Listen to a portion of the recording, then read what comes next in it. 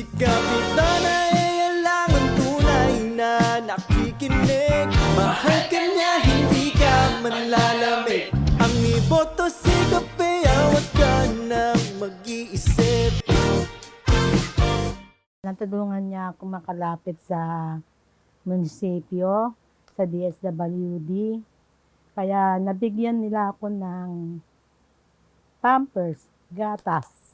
Siguro kung wala si Kapitana pa, ewan ko lang, kung makakuha kami ng ganun, 100 packs of pampers, tapos gatas,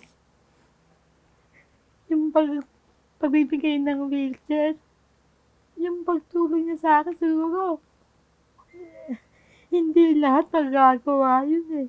Kaya kasi ilang beses na kami pumupunta ng munisipyo. Wala, siya lang yung sabi na, sige, tutulungan ko kayo. Binigyan ako ng endorsement letter para makapunta ng munisipyo na ipamangkin ko ang lumakad. Tapos, yun, nabigla na lang kami na ilang araw lang o kinabukasan lang.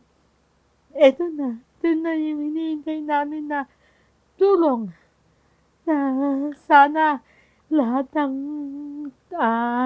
lumalapit sa kanya, mabigyan niya ng tulong. Kaya yung ginagawa niya, kung kaya din naman niyang ibigay sa kanyang nasasakupan, ibibigay niya.